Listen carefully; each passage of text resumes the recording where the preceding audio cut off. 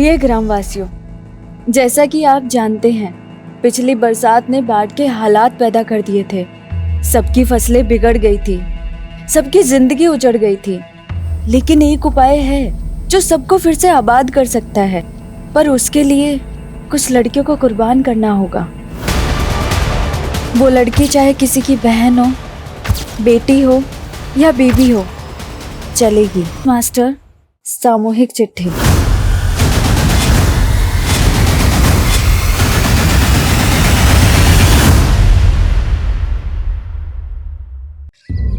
हम ऐसे गांव में रहते हैं जहाँ दूर दूर तक सिर्फ जंगल है। लगता था जैसे पूरे देश से कटे कटे कहीं वीरानी में रहते हैं। हमने तो सोच लिया था पंख लगा के कहीं फुर हो जाएंगे, लेकिन एक गलत फैसले ने हमको आसमान से सीधा धरती पे ही गिरा दिया। चांदी सा बदन मिट्टी में मिला लियो तुम। हमको छोड़ के बहुत बड़ी गलती की हो तुम रेणुका। गलती तो तोरे पे भरोसा करके की हमने। तुम्हारे अंग अंग पे हम अपनी छाप छोड़े हैं। हमसे बड़ा ना कोई आशिक हुआ है, ना ही कोई बड़ा जालिम। तुम्हारे साथ साथ तोरे पति को भी जला देगा।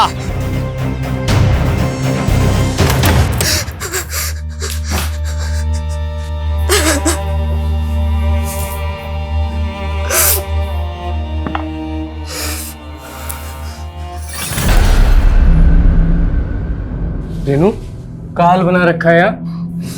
का है? का हुआ? वो खेत से आए तो थक के आकर बैठ गए।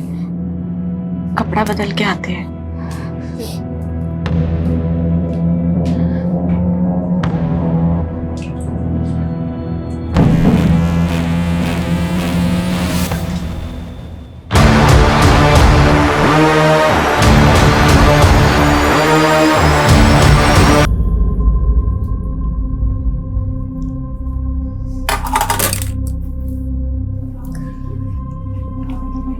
भाई वाह, कितना स्वादिष्ट खाना बनाई हो। ऐसा लग रहा है कि मसाले के साथ प्रेम का छौंका लगा दिया। खुल के मुस्कुरा भी नहीं रही हो। कोई बात है का? बोलो ना। राशन खत्म हो गया है। राशन? हाँ, और बनिया इस बार उधार नहीं देगा, बकाया है उसका। तुम इतना भी नहीं समझते का? मोहनवा मिला था ना, अब उसका नाम जुबान से निकल नहीं रहा है। वो हम आपको परेशान नहीं करना चाहते थे। परेशानी पहले कोनो कम है का? ऊपर से राशन, जेब में कौड़ी नहीं है। खाने पे काहे गुस्सा रहे? तो किस पे गुस्सा है? अब नहीं जाता खाना वाना हमसे। परेशान मत हो दीदी, इस बार बारिश की वजह से जो फसल बिगड़ी है उसी से हताश है भैया, और कुछ नहीं। हताश तो हम भी गए हैं जीवन से मीनू। कभी कभी मन करता है कि जहर खा के हम खुद ही मर जाएं। दीदी ऐसा मत बोलो, सब ठीक हो जाएगा। अच्छा, राशन खत्म हो गया ना, हम तुम्हारे जेठ जी से कह के मंगवा देंगे। नहीं नहीं मीनू, हम कुछ कर लेंगे। अरे माना कि हम उम्र में छोटे हैं, लेकिन रिश्ते में तो हम बड़े हुए। तो अब एक जेठानी अपनी देवरानी का ख्याल भी ना रखे।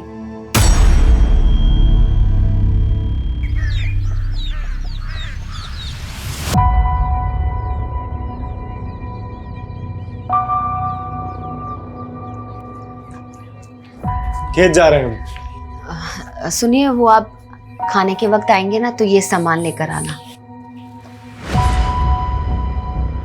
अरे ये तो हम परसों ही लेकर आए थे। वो रेणुका दीदी को इसकी जरूरत थी, और आप अपने छोटे भाई की हालत तो जानते हैं। रेनू, मैं ये नहीं ला सकता हूँ। अरे अगर ये हम रेणुका के लिए लेकर आए ना तो अजय बुरा मान जाएगा। और वैसे भी तुम तो जानती हो, हमें और रेणुका को लेकर पहले से ही अजय के मन में क्या चल रहा होता है। अरे कमलेश भैया, वो चौपाल पे पूरा गांव वालों को बुलाए मुखिया जी। का है? वो पूरा गांव वालों के नाम कोनो सामूहिक चिट्ठी आया है।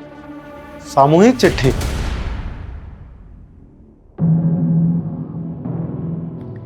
अरे माँ बाप का सेवा में काहे समय बर्बाद कर रहे हो? विधायक हो गए हो, जनता का सेवा करो। बाबा जी, हम जो भी हैं आपके ही आशीर्वाद से हैं। हमको बेटे का भी थोड़ा फर्ज निभाने दीजिए ना। राकेश देखो ना, अब हमें इससे भी अच्छे से नहीं दिख रहा। लगता है नंबर बढ़ गया है। फिर से चेक करवा दो ना हमारा आँख। अरे हम ले चलेंगे तुमको, उसको बहुत काम रहता है। भैया जी, मुखिया जी संदेशा भिजवाए हैं। उनकरा गांव में कोनो चिट्ठी आई है, बड़ा बवाल मचा है। कौन सी चिट्ठी?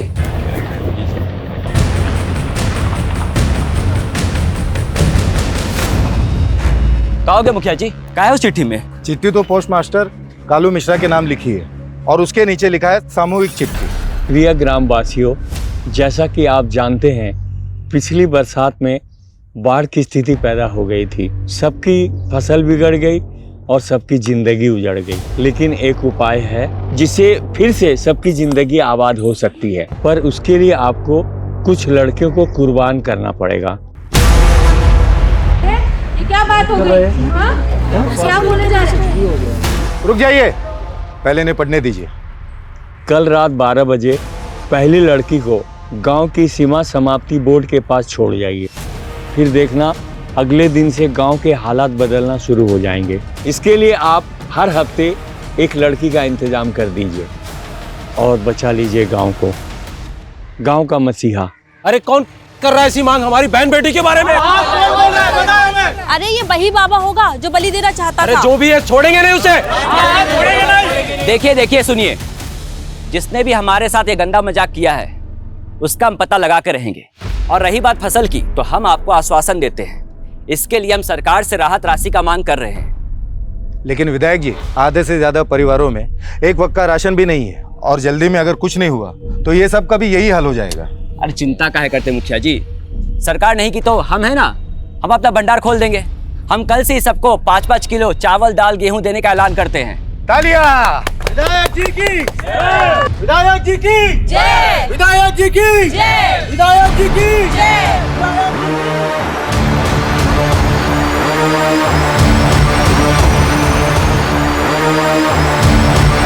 ये विधायक जी थोड़ा बहुत मदद कर भी दिए ना तो इस समस्या का समाधान नहीं होने वाला। अगली फसल तैयार होती तो 6 महीने लग जाएंगे, तब तक कैसे होगा? भाई बात तो तुम्हारी सही है अजय। अब भाई शहर जाके कोई काम ढूंढना आसान काम है क्या? कहो अरे भैया आप घर जाइए, हम आते हैं। तो भाई हम दोनों भाई यहाँ परेशान हैं और तुमको कुछ पड़ी ही नहीं है। अब चिंता करेंगे तो पैसा बरसेगा का? निकम्मा होते जा रहे हो। हम दोनों भाई तो खेती छोड़ के नहीं जा सकते। तुम तो शहर जाके कोनो काम धंधा कर सकते हो ना। अच्छा, अब हम समझे। हमें खाना देना भारी पड़ रहा है, इसलिए शहर भूखा मरने भेज रहे हो ना? हम शहर नहीं जाएंगे, हम यही काम करेंगे। और यहाँ काम कौन देगा तुमको? हैं? निकम्मे? ये निकम्मा निकम्मा बोलना बंद कीजिए।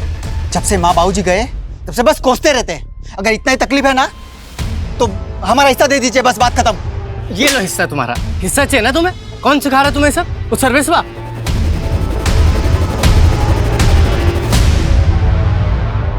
ये तुम्हारा विधायक भाई तो हाथ ही नहीं आ रहा है। क्या बोले थे तुम हमको? तुम्हारा भाई हमारे नए प्लांट के लिए हमें जमीन दिलवाएगा। कब दिलवाएगा? गांव वालों का मसीहा बन रहा है राकेश, इसलिए आपको जमीन नहीं दिलवा रहा। लेकिन आप चिंता मत करिए, हम है ना, आपको ये जमीन भी दिलवाएंगे और आपका प्लांट भी वहीं लगवाएंगे।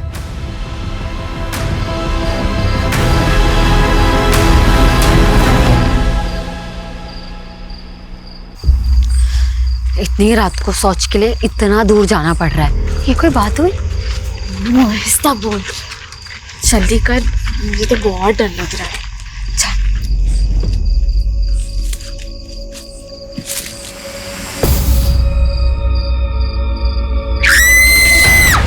बचाओ! बचाओ! क्या हो गया? कैसे आ रहा है? ये रुको दीदी, मैं सोच जब भी जबरदस्ती हमारा इसमें अभी कौन लोग थे? हाँ दीदी लोग मुंह में कुछ था। राकेश, राकेश, ए राकेश, क्या हुआ पापा? कोई गांव की औरत का इज्जत टूटने का कोशिश किया है, शायद जंगल ले गए वो उस औरत को। रुको! रेणुका! रेणुका! रेणुका!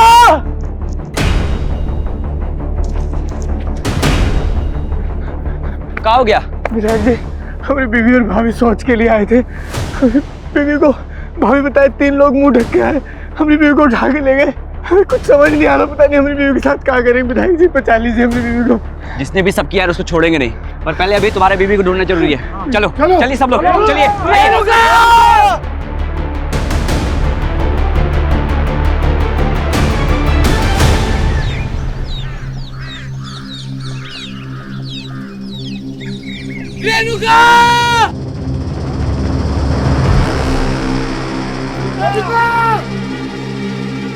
विधायक जी, वो रेणुका वहां पे। चल चल चल चल चलो आओ।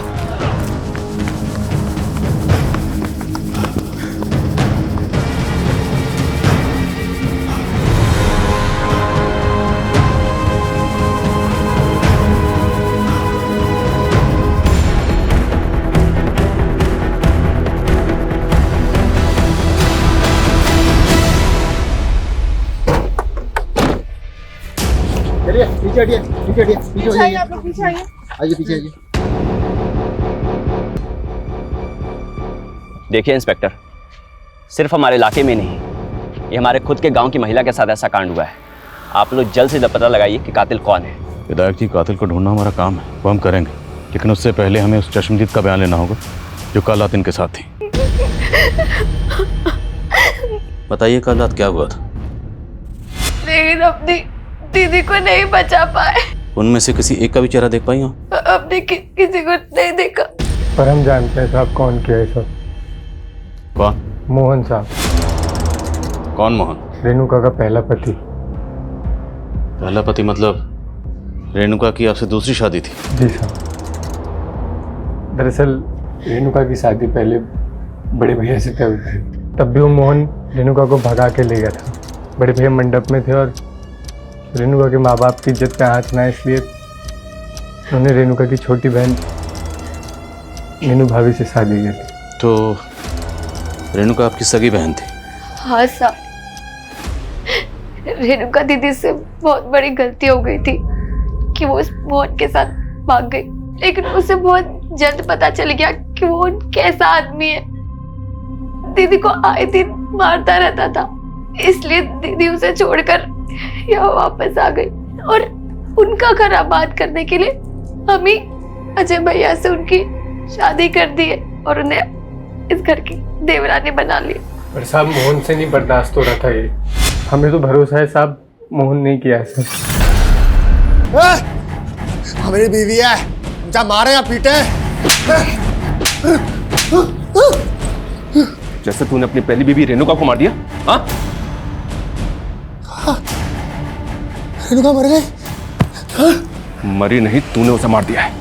नहीं। तेरी तो थाने चल के उतारते हैं। ले चलो इसे।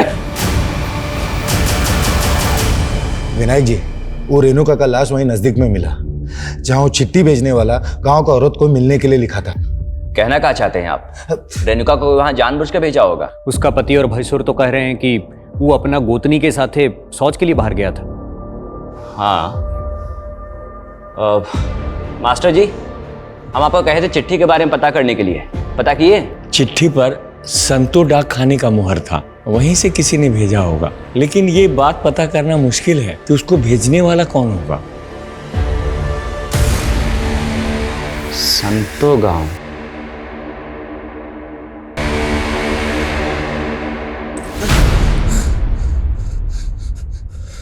रेणुका पे हमारा हक था, तो कैसे अजय के साथ बर्दाश्त कर लेते हम?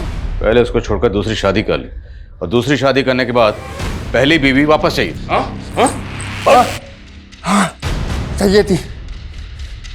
रेणुका धोखा दी थी हमको, और जो हमको धोखा देता है उसको बख्शते नहीं है हम।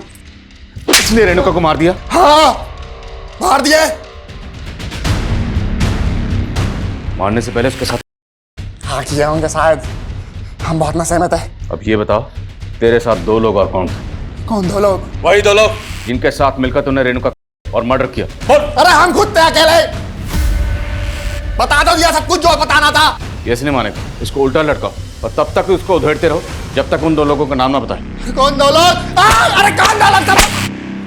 रेणुका की बहन मीनू ने बताया था कि उन पर हमला करने वाले 3 लोग थे, पर ये मोहन, ये तो अपने अलावा किसी और का नाम ही नहीं ले रहा। लगता है इस मोहन का नशा अभी तक उतरा नहीं है सर। इसकी एक बार और धुलाई होगी ना तो ये बाकी 2 नाम भी उगल देगा। हालांकि वो साफ साफ कबूल कर रहा है कि उसी ने किया, पर मुझे उसकी बात पे यकीन नहीं हो रहा। लेकिन सर उसने ये कबूल तो किया है कि रेणुका को उसी ने मारा है। हाँ, लेकिन अगर कोर्ट में जाके मुकर गया तो उसका बयान गवाहों के बयान से मैच नहीं हुआ तो कोर्ट में उसे पेश करने से पहले हमारे पास कंक्लूसिव एविडेंस का होना जरूरी है। सर रेणुका की प्रीलिम ये तो क्लियर कि लेकिन उसकी बॉडी पे कहीं भी नहीं मिले। हो सकता है कि उसके अगर ये कांड वाकई मोहन ने किया है तो बाकी 2 लोग कौन थे जिन्हें ये बचाने की कोशिश कर रहे? सर गांव वालों से एक अजीब सी बात पता चली है।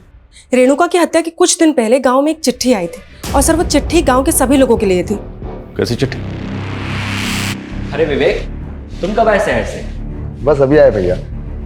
तिवारी जी, ये दोबारा आपसे मिलने की जिद कर रहे थे तो हमने सोचा बुला ले। बैठो। हम चाय भिजवाते हैं। देखिए, हम आप लोगों को पहले ही क्लियर कर दिए थे। देखिए राकेश जी, अगर ये प्लांट पहले बना होता तो आज गांव के लोग उसमें काम कर रहे होते और फसल क्या बिगड़ गई, सब भूखे मर रहे हैं। देखिए, गांव में पहले एक मौत हुई है, हम बहुत डिस्टर्ब्ड हैं। आप लोग जाइए अभी।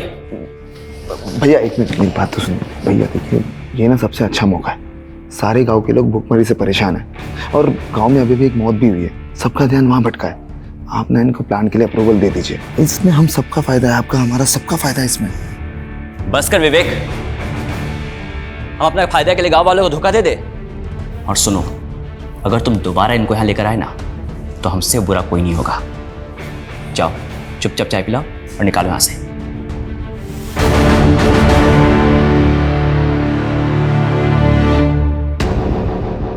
चिट्ठी लिखने वाले ने गांव की लड़कियों को कुर्बान करने की बात लिखी है और गांव की सरहद के पास जो बोर्ड है, हर हफ्ते वहां एक नई लड़की का इंतजाम करने के लिए कहा गया है।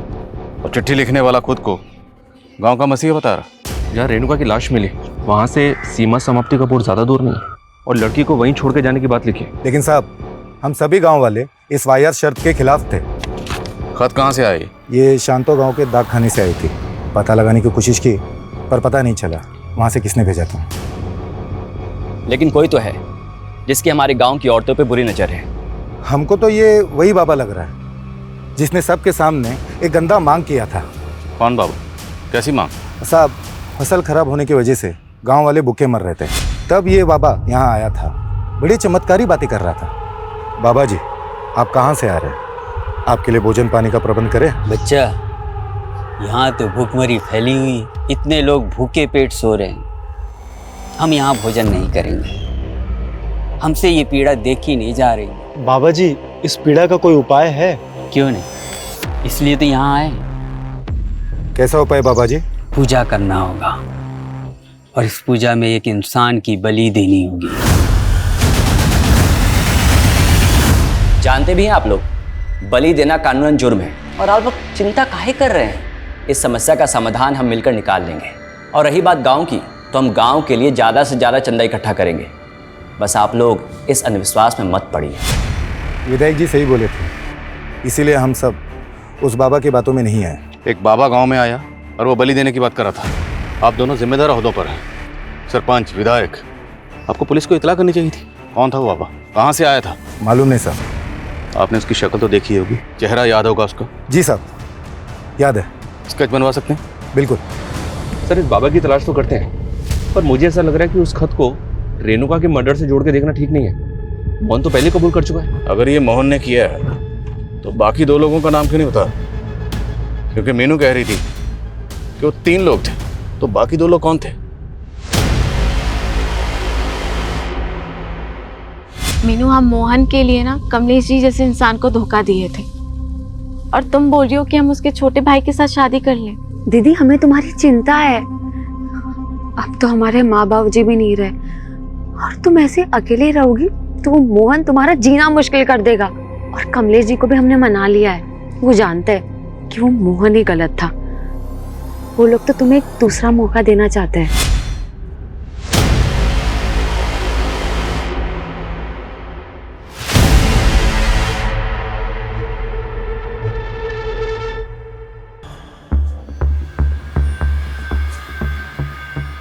ये तुम्हारा विधायक भाई तो गांव वालों के भले के अलावा कुछ सोचता ही नहीं है। लेकिन तुम अपना भला सोच सकते हो। सोचो, कल को ये प्लांट लग गया ना, तुम्हें भी बढ़िया सी कमीशन मिल जाएगी।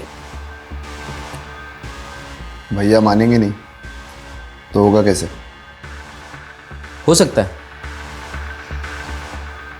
अगर अपने भाई की जगह तुम विधायक बन जाओ, 2 महीने बाद इलेक्शन है, खड़े हो जाओ।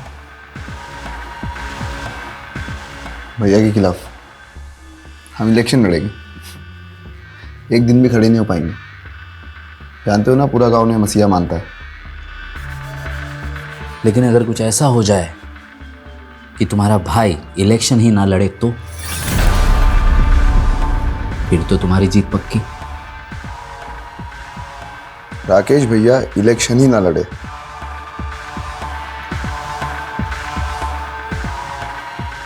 ऐसा तो सिर्फ एक ही सूरत में हो सकता है। क्या कर रही हो ये?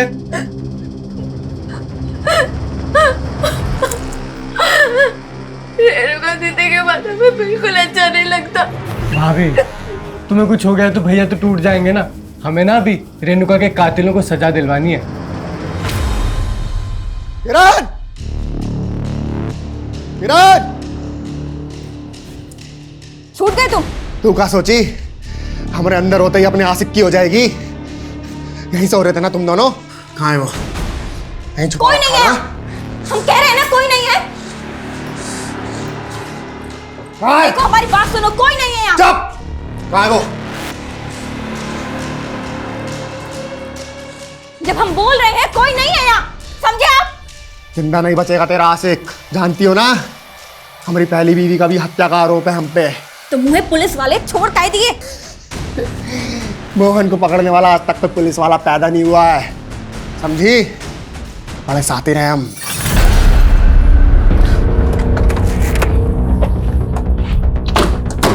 मुझे इसी बात का डर था कि कहीं कोर्ट में जाके मोहन अपने बयान से मुकर ना जाए। वही हुआ ना, मुकर गया ना। और हमारे पास कोई कंक्लूसिव एविडेंस नहीं था, इसलिए कोर्ट ने उसे जमानत दे दी। समझ में नहीं आ रही कि इसका गेम क्या है सर। लॉकर में बोलता है कि उसने मारा है और कोर्ट में जाके मुकर जाता है। देखते हैं कब तक मुकरेगा। पता लगाओ वो 2 लोग कौन थे जिनके साथ मिलकर इसने रेणुका को मारा होगा।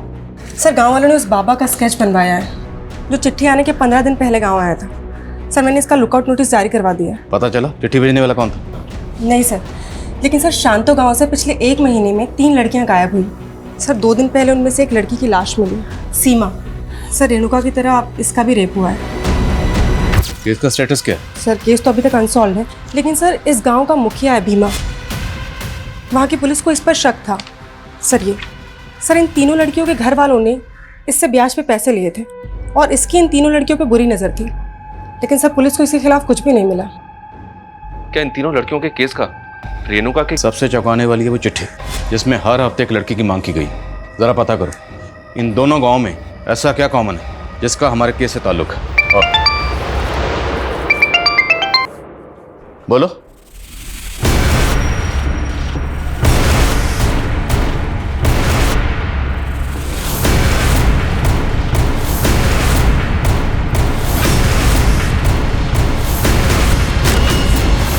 ऐसा कौन होगा जिसने एक विधायक को मार के फेंक दिया? शायद मारकर फेंका नहीं गया, यही मारा गया। कौन मारा है हमारे विधायक जी को? हाँ बताइए, कौन मारा है? किसने मारा है? छोड़ेंगे नहीं छोड़ेंगे, हम ढूंढ के निकालेंगे। देखिए बात सुनिए, चुप हो जाइए, चुप हो जाइए आप। पुलिस अपनी कार्रवाई करेगी, भरोसा रखिए। लेकिन मैं आपसे अपील करता हूँ, आप में से कोई भी कोई ऐसा काम नहीं करेगा जिससे इलाके का अमन चैन बिगड़े। पुलिस को अपना काम करने दीजिए। विधायक जी की बॉडी को सबसे पहले किसने देखा? सुबह शौच के लिए आए थे, तभी देखा था हमने। साहब, ये वही है जिसने रेणुका का मर्डर किया है। कौन? मोहन, जिस पे तुमने पहले भी शक जताया था? हाँ साहब, वही मोहन। लेकिन आप उसे छोड़ दिए थे। उसके बाद हम विधायक जी के पास गए तो उन्होंने हमें आश्वासन दिया था कि वो हमें इंसाफ दिलवा के रहेंगे। लेकिन अब देखिए उनके साथ क्या हो गया।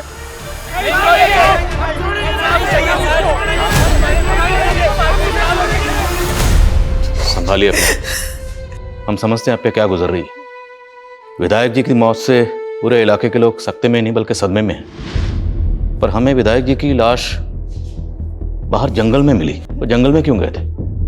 वहां कुछ काम था ना? वो कल माधव के साथ शहर गए थे। पापा, शहर में हमारा सिंचाई विभाग के अधिकारियों के साथ मीटिंग है। वो हम यहाँ एक नहर निकलवाना चाहते हैं ताकि बरसात का पानी ऐसे तबाही मचाने से पहले सिंचाई में काम आ जाए। शहर में देरी हो गया था तो माधव का फोन आया था।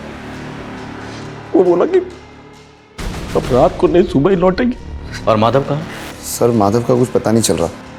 और हम उसके घर गए थे तो हमने देखा कि माधव के घर के बाहर राकेश भैया की गाड़ी खड़ी है, लेकिन वहाँ पे माधव नहीं था। और माधव रहता कहाँ? जो गांव के बाहर कनाल है उसकी के पास में उसका घर और खेत है।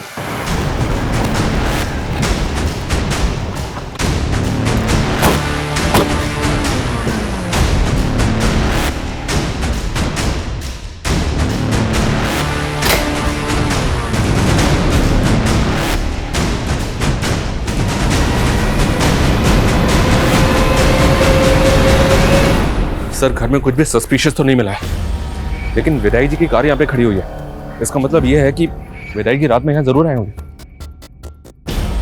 माधव विधायक राकेश का राइट हैंड है। अगर उसने ये किया है तो किस मकसद से? Excuse me sir. हाँ बोलो। ठीक है हम आ रहे हैं। सर राकेश की जिस जगह पे लाश मिली थी उस जगह के पास में ही माधव की बाइक मिली है।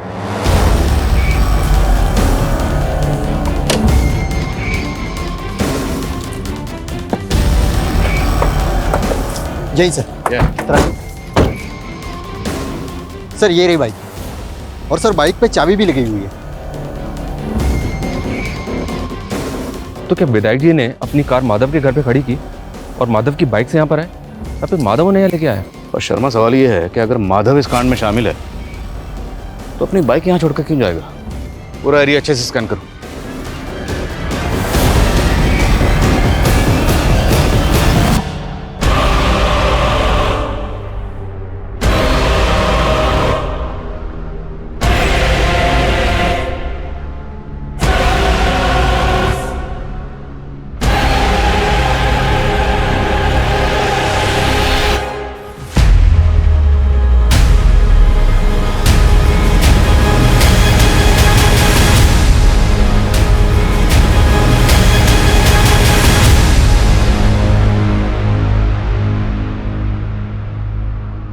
सर राकेश और माधव के फोन कल एक ही साथ बंद हुए थे।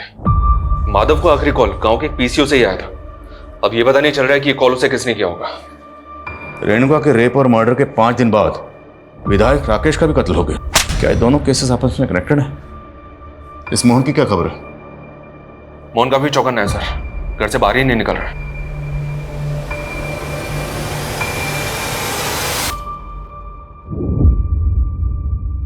नजर बनाए रखो इस पे। रेणुका मर्डर केस में ये हमारा प्राइम सस्पेक्ट है। लेकिन सर शंतो गांव जहां से चिट्ठी आई थी उसी क्षेत्र का विधायक है राकेश, और उस गांव से इसे सबसे कम वोट मिले थे। सर लोग कह रहे थे कि भीमा ने इसे वोट देने से मना किया था। और 2 महीने बाद चुनाव भी है। सर कहीं राकेश की मौत के पीछे कोई पॉलिटिकल एंगल तो नहीं? पर हमें यह नहीं भूलना चाहिए कि शंतो गांव से 3 लड़कियां गायब हुई थी, जिनमें से सीमा नाम की लड़की की लाश मिली थी। और इन तीनों केसेस का प्राइम सस्पेक्ट ये मुखिया भीमा ही है।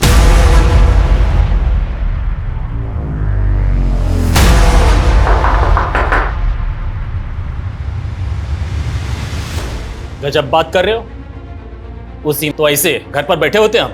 अब घर के अंदर और घर के बाहर क्या करते हैं, आपके चरित्र का पूरा विस्तार पूर्वक वर्णन है हमारे पास। और सिर्फ सीमा ही नहीं, आपके गांव की 2 लड़कियां और गायब हैं, और आप और आपका गुट विधायक। तो इसका क्या मतलब? उसका मर्डर का इल्जाम भी हमरे माथे मर दोगे? इल्जाम नहीं मढ़ेंगे, अगर मर्डर किया है तो साबित करेंगे। फिलहाल आप ये बताइए कि आपके गांव से ये फतिंगा गांव चिट्ठी गई थी, उस चिट्ठी में आपका रोल और मकसद क्या है? ऐसा है इंस्पेक्टर साहब, हवा में बात मत कीजिए। किसी भी चिट्ठी से हमारा कोई लेना देना नहीं है। छोड़ो मुझे, छोड़ो।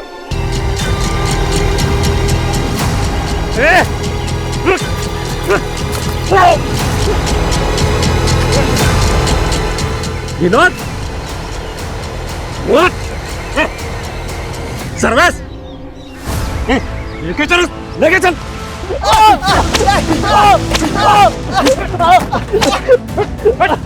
देखिए साहब, ये रेणुका का देवर और उसका दोस्त क्या हरकत किए हैं। हमें तो लगता है विनोद ही अपनी भाभी के। आपको क्या लगता है उससे फर्क नहीं पड़ता? कानून को अपने हाथ में मत लीजिए। अरे आप क्या बोल रहे हो? हमने कुछ नहीं किया साहब, हम सच कह रहे हैं। भैया भैया प्लीज हमें बचा लीजिए, हमने कुछ नहीं किया सच में। शर्मा खोलो इन।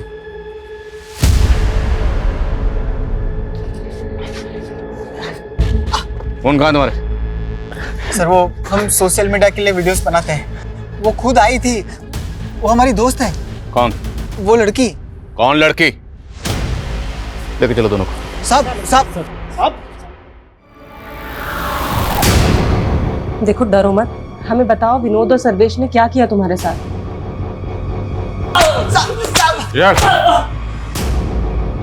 साहब हमने आपको कहा था ना वो हमारी दोस्त थी। उस लड़की ने तुझे बचा लिया और तुम दोनों के मोबाइल में ये तेरी भाभी रेणुका का वीडियो क्या कर? ये तो हमें विनोद ने दिया था। साहब गलती हो गई थी, भटक गए थे जो इनका वीडियो बना लिए। अपनी भाभी के साथ और मर्डर किया इसके साथ मिलकर। और तुम लोग ये बताओ वो तीसरा कौन था तुम दोनों के साथ? नहीं साहब, हमने कुछ नहीं किया साहब। साहब अब गलती हो गई उससे, माफ कर दीजिए, छोड़ दीजिए साहब। उसके मोबाइल में हमें रेणुका का वीडियो मिला, न्यूड वीडियो। और सिर्फ रेणुका का नहीं, उसने आपकी बीवी मीनू का भी नहाते हुए वीडियो रिकॉर्ड किया।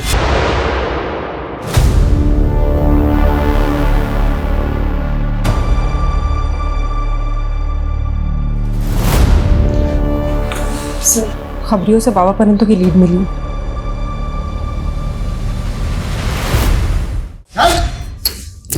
अरे साहब हम सन्यासी आदमी, हम क्या? बलि की तो बात कर रहा था ना तुम, और वो चिट्ठी भेज के औरत की मांग भी कर रहा था। कौन सी चिट्ठी साहब? हम कुछ नहीं किए। तो होने वाले नेताजी, अब तो आपके रास्ते का कांटा भी हट गया। अब तो राकेश दुबे की हत्या की हमदर्दी भी जनता से मिल जाएगी। सर ना तो विनोद और सर्वेश ये मान रहे हैं कि इन्होंने ही रेणुका का मर्डर किया है, और ना ही वो बाबा कुछ को बोल रहा है। बोलो। सर माधव मिल गया है, लेकिन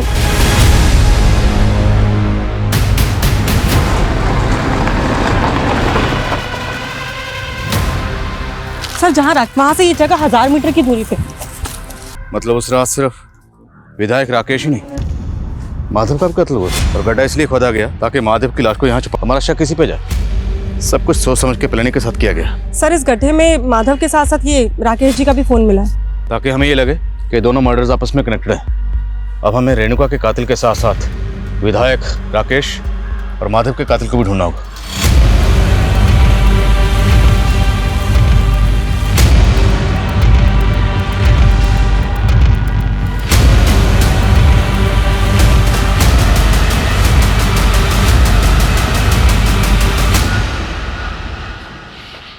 सर कम इन। सर राकेश जी की डिटेल्ड पोस्टमार्टम रिपोर्ट, उनकी आंखों में लाल मिर्ची के ट्रेसेस मिले।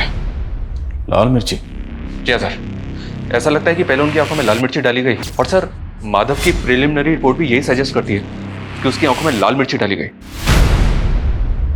इतना बेरहमी से मारा है हमारे बेटे को। जिस बेरहमी से विधायक जी और माधव को मारा गया, उससे तो ऐसा लगता है जैसे किसी ने कोई गहरी रंजिश निकाली। आप लोगों को किसी पर शक नहीं?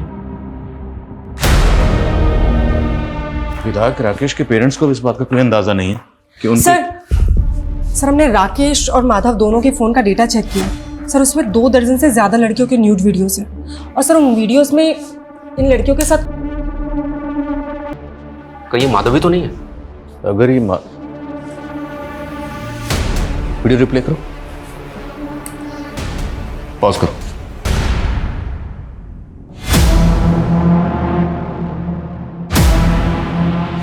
माधव का घर, मतलब ये सारे कांड माधव के घर में हो रहे थे। शर्मा, माधव के घर को एक बार अच्छे से स्कैन करो और पता लगाओ वीडियो में जो बाकी लड़कियां हैं वो कौन है। सर ये लड़कियां फतिंगवा गांव की लग रही हैं, क्योंकि सर इसमें से एक वीडियो मीनू का भी है। बोलिए मीनू, इस वीडियो में आपके साथ कौन है? साहब सारी फसल खराब हो गई थी, भूखे मरने की नौबत आ गई थी। हम तो बस उसके पास मदद लेने गए थे। देखो मीनू, हम तुमको बचपन से जानते हैं, तुम हमारे साथ पढ़ी भी हो। चिंता मत करो, हम तुम्हारे पति की नौकरी शहर में लगवा देंगे। बहुत बहुत शुक्रिया विधायक जी। अरे शुक्रिया किस बात का, तुम दोस्त हो हमारी, जब हम 20 साल के थे ना, तब तुम मेरे साथ सोने का सपना देखते थे। सपना पूरा करोगी ना? हम तो बस ना, उसने हमारे पति को काम पर लगाया, बस हमारे मुंह पर 5-600 फेंक देता था। रेणुका के साथ भी ऐसा करता था? नहीं साहब, दीदी ने हमें ऐसा कुछ तो कभी नहीं बताया। रेणुका पे जिन लोगों ने हमला किया था वो 3 लोग ही थे? हाँ साहब।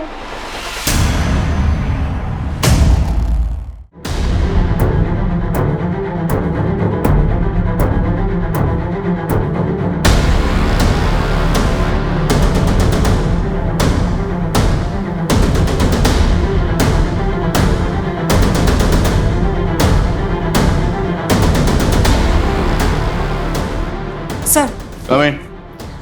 सर, हमने माधव के फोन का डिलीटेड डेटा रिट्रीव किया है। उसमें रेणुका का कोई वीडियो नहीं, लेकिन सर उसमें सीमा नाम की एक लड़की का वीडियो। सर ये वही लड़की है जिसकी लाश हम संतो गांव में मिली थी। जिस तरह से विधायक राकेश और माधव लड़कियों को मोलेस्ट करते थे, इतना तो साफ है कि सीमा और मर्डर इन दोनों ने किया होगा, पर रेणुका और मर्डर किसने किया? और अब ये राकेश और माधव, इन दोनों को मारने वाला कौन होगा?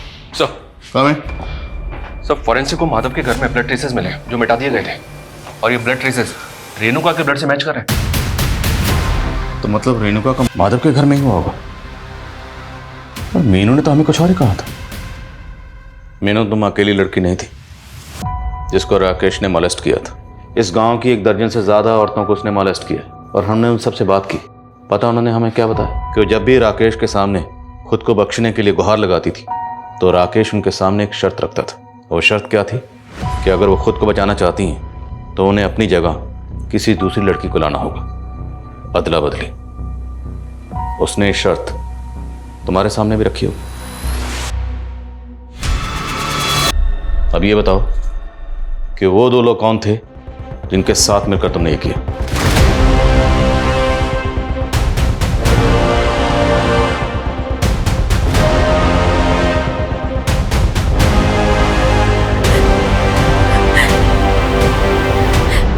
साहब, उसने हमें मजबूर कर दिया था, लेकिन हम बगावत नहीं कर सकते थे क्योंकि सीमा ने बगावत की थी। और सीमा ने बगावत की थी? हाँ, सीमा ने हमें खुद बोला कि वो गांव में चिट्ठी भेज उस राकेश को चेतावनी देगी कि वो राकेश ही है जो गांव को बात करने के लिए गांव की बहन बेटियों की मांग करता है, ताकि सारे गांव वालों को राकेश की सच्चाई समझ आए। हम रेणुका दीदी को वहां नहीं लेके जाना चाहते थे, पर हम मजबूर थे। मीनू, तुम हमें यहाँ काहे लेकर आई हो? वो नहीं लाई है, हम बुलाए हैं तुमको। जब तुम 17 साल की थी ना, तुम हमें यहाँ इसलिए लेकर आई हो? हम चिल्ला चिल्ला कर ना लोगों को सब बता देंगे। सुन, और जितना कहानी तुमको बताए हैं ना, गांव वालों को वही सब बताओगी तुम, नहीं तो तुम्हारा अब यही हशर करेंगे। हम बहुत डर गए थे साहब, इसलिए वो 3 आदमी वाली झूठी कहानी सबको बतानी पड़ी। हम अपने पाप के बोझ तले दबते जा रहे थे।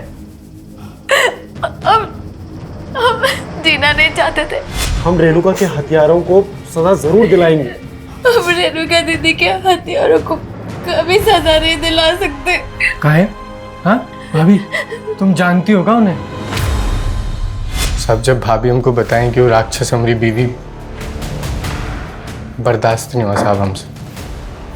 हमने उससे लालच दी कि हम एक लड़की के साथ अदला बदली करना चाहते हैं, और उस माधव को फोन कर उस जगह पर बुला लिए। हमने जो भी किया अपने घर की औरतों की इज्जत के लिए किया। पर आप लोगों को पुलिस की मदद लेनी चाहिए थी, हमारे पास आना चाहिए था। आज तक इस देश में ऐसा कौन सा नेता है साहब जो फांसी पे चढ़ा है? बताइए ना हमको। सर जैसा इन लोगों ने कहा, 70% केसेस में तो ऐसा ही होता है। बड़े लोगों की सुनवाई चलती रहती है, और सर विक्टिम को सालों साल इंसाफ नहीं मिलता।